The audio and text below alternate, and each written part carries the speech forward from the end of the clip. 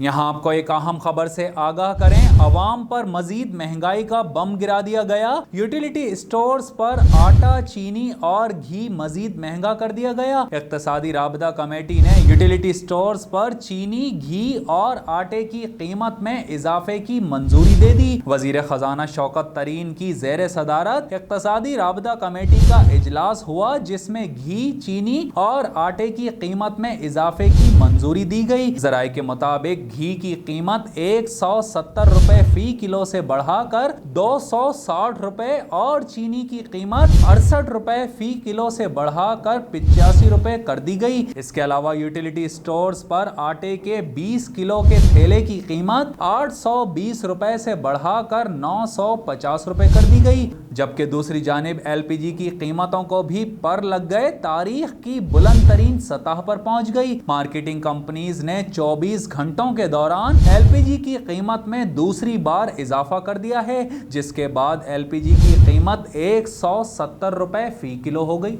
यहाँ आपको एक अहम खबर से आगाह करें, अवाम पर मजीद महंगाई का बम गिरा दिया गया। यूटिलिटी स्टोर्स पर आटा, चीनी और घी मजीद महंगा कर दिया गया। इक्तिसादी राबता कमेटी ने यूटिलिटी स्टोर्स पर चीनी, घी और आटे की कीमत में इजाफे की मंजूरी दे दी। वजीर खजाना शौकत तरीन की ज़ेर सदारत इक्तिसादी राबता कमेटी का इजलास हुआ, जिसमें घी, चीनी और आटे की कीमत में इजाफे की मंजूरी दी गई। जराये के मुताबिक घी की कीमत 170 रुपए फी किलो से बढ़ाकर 260 रुपए और चीनी की कीमत 68 रुपए फी किलो से बढ़ाकर 85 रुपए कर दी गई। इसके अलावा यूटिलिटी स्टोर्स पर आटे के 20 किलो के थैले की कीमत 820 रुपए से बढ़ाकर 950 रुपए कर दी गई। जबकि दूसरी जानिब LPG की कीमतों को भी पर लग गए, तारीख की बुलंद तरीन सतह पर पहुंच गई। मार्केटिंग कंपनीज ने 24 घंटों के दौरान LPG की कीमत में दूसरी बार इजाफा कर दिया है, जिसके बाद LPG की कीमत 170 रुपए फी किलो हो गई।